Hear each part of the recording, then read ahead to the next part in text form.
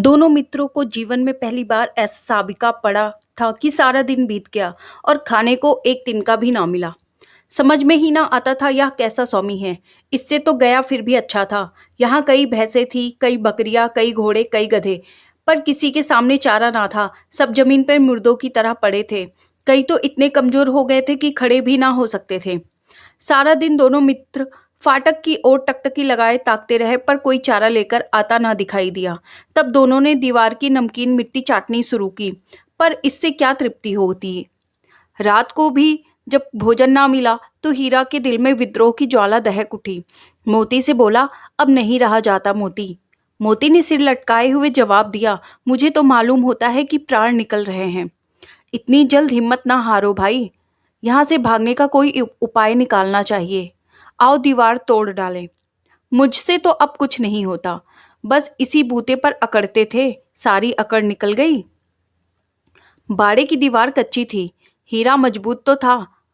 अपने नुकीले सींग दीवार में गड़ा दिए और जोर से मारा तो मिट्टी का एक चिपट निकल आया। फिर तो उसका साहस बढ़ा। इतने दौड़ दौड़ कर दीवार पे चोटें की और हर चोट में थोड़ी थोड़ी मिट्टी गिराने लगा। उसी समय कांची हौस का चौकीदार लालटेन लेकर जानवरों की हाजिरी लेने आ निकला। हीरा का उजड्डपन देखकर उसे कई डंडे रसीद किए और मोटी सी रस्सी से बांध दिया। मोती ने पड़े पड़े कहा, आखिर मार खाई, क्या मिला। अपने बूते भर जोर तो मार दिया। ऐसा जोर मारना किस काम का कि और बंधन में पड़ गए। जोर तो मारता ही जाऊंगा, चाहे कितने ही बंधन पड़ते जाएं, जान से हाथ धोना पड़े। कुछ परवाह नहीं, यूं भी तो मरना ही है। सोचो दीवार खुद जाती तो कितने जाने बच जाती।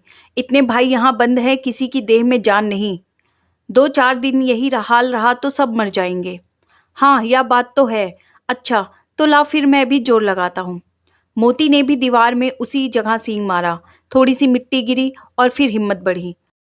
फिर तो वह दीवार में सींग लगा लगा कर इस तरह जोर करने लगा मानो किसी प्रतिद्वंदी से लड़ रहा है। आखिर कोई 2 घंटे की जोर आजमाई के बाद दीवार ऊपर से लगभग एक हाथ गिर गई। उसने दूनी शक्ति से दूसरा धक्का मारा तो आधी दीवार गिर पड़ी। दीवार का गिरना था कि अधमरे से पड़े हुए सभी जानवर चेत उठे।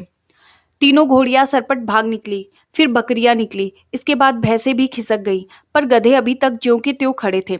हीरा ने पूछा, तुम दोनों क्यों नहीं भाग जाते। एक गधे ने कहा, जो कहीं फिर पकड़ लिया जाए तो क्या हरज है, अभी तो भागने का अवसर है।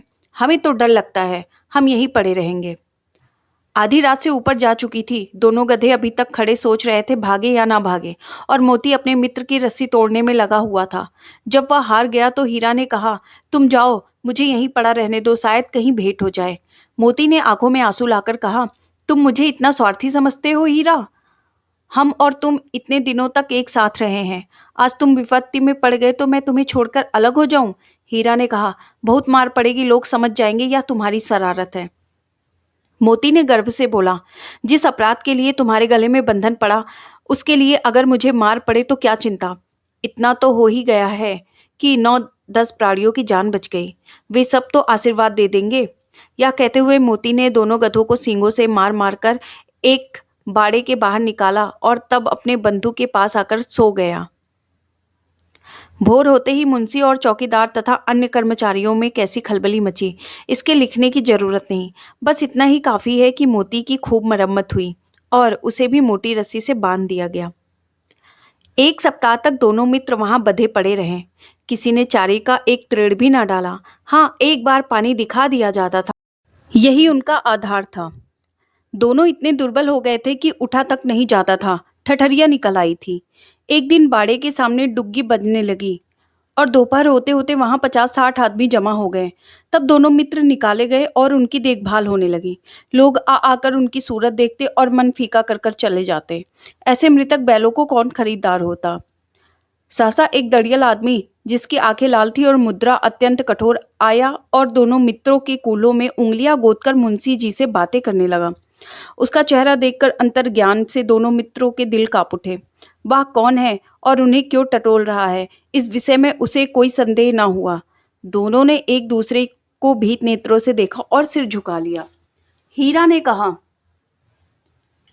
गया के घर के नाहक भागे, अब तो जान ना बचेगी।